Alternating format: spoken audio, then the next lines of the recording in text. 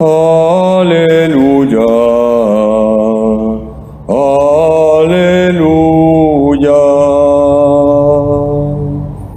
El Señor esté con ustedes y con tu espíritu. Lectura del Santo Evangelio según San Marcos.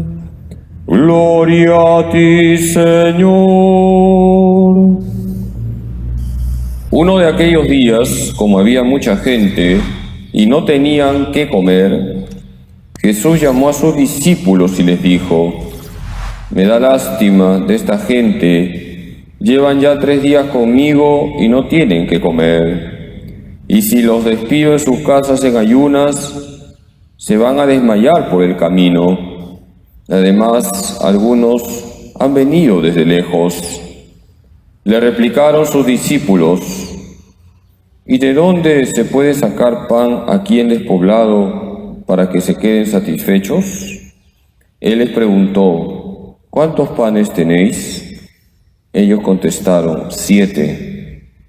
Mandó que la gente se sentara en el suelo, tomó los 7 panes, pronunció la acción de gracias, los partió y los fue dando a sus discípulos para que los sirvieran.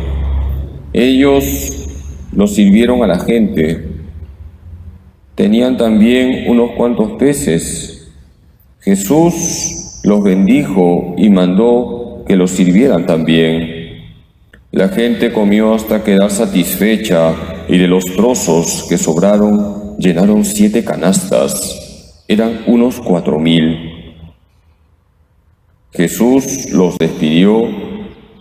Luego se embarcó con sus discípulos y se fue a la región de Dalmanuta. Palabra del Señor. Gloria a ti, Señor Jesús. Queridos hermanos, hoy la primera lectura, que es un pasaje del Génesis, nos muestra las consecuencias desastrosas del pecado. Vamos a analizar brevemente este pasaje del Génesis. El pecado trae 4 rupturas. Cuando Adán y Eva desobedecen a Dios, rompen con Dios, es la primera ruptura y la peor de todas. Por eso dice la primera lectura que cuando Adán siente la presencia de Dios se esconde. El hombre rompe con Dios cuando comete un pecado. Dios le dice a Adán: ¿por qué te has escondido? Adán contesta: porque estaba desnudo. Aquí tenemos la segunda ruptura. El hombre rompe consigo mismo. Se han desatado las pasiones. Con esa imagen de la desnudez se nos está diciendo que en Adán hay un desorden interior. Todo pecado nos hace daño, un daño interior. Rompemos con nosotros mismos. Adán le dice a Dios: la mujer que me diste como compañera, ella me engañó. Aquí tenemos la ruptura con el prójimo. Adán y Eva comienzan a pelearse. Es la primera pelea matrimonial. El pecado no solamente hace que rompa con Dios, conmigo mismo, también rompo con el prójimo, hago daño al prójimo. Todo pecado trae consigo consecuencias sociales. Y la cuarta ruptura viene a ser que el hombre rompe con la creación. Por eso Dios le dice a Adán: maldita la tierra por tu causa. El pecado, queridos hermanos, es causa y raíz de todos los males. Rompemos con Dios, rompemos con nosotros mismos, rompemos con el prójimo, rompemos con la creación. El pecado hace daño. ¿Y cuánto pecado hay en el mundo? Y el pecado, desgraciadamente, marca cada etapa de la historia del hombre. En este tiempo de pandemia, ¿cuántas personas se han aprovechado de este momento de dolor, de sufrimiento, para ofender más a Dios, para difundir leyes contra la vida o para ser negociados con la salud del pueblo?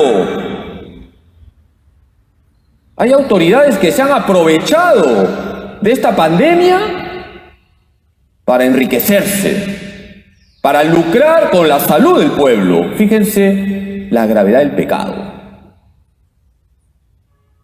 Pero frente al pecado, que es grave, está la gracia. Dice Romanos 5:20, donde abundó el pecado, sobreabundó la gracia.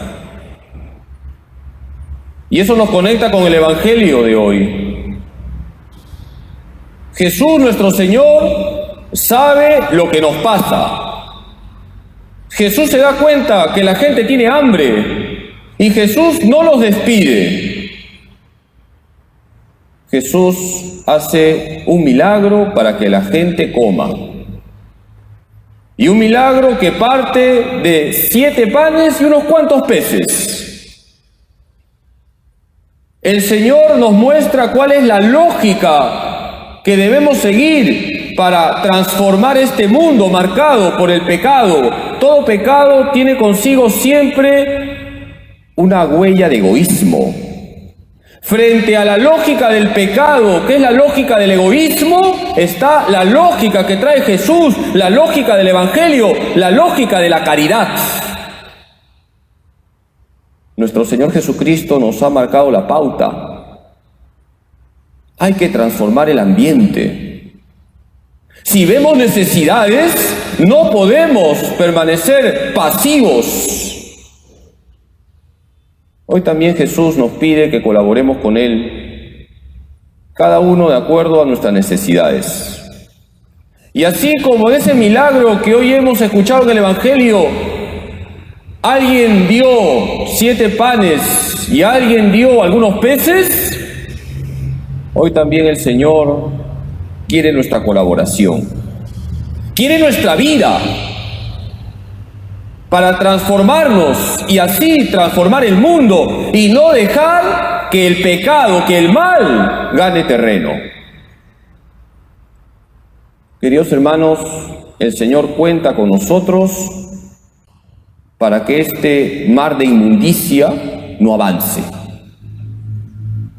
El Señor sigue haciendo milagros, que eso nunca lo pongamos en tela de juicio. Hoy Jesús sigue haciendo milagros. Los milagros que relatan los evangelios no son acontecimientos del pasado, no son mitos, no son cuentos. Fueron realidades. Y hoy también Jesús quiere hacer milagros. Y el mayor milagro es que cambiemos este mundo marcado por el pecado, colaborando con la gracia de Jesús, esforzándonos por ser santos. Vamos a pedirle hoy a María Santísima, nuestra Madre, que nos ayude para que nos dejemos transformar por Jesús, que le demos a Jesús todo lo que tenemos, esos panes y esos peces, en definitiva nuestra vida. Él nos transformará y por eso ahí donde estemos, reflejando a Cristo, iremos cambiando este mundo marcado por el pecado. Que así sea.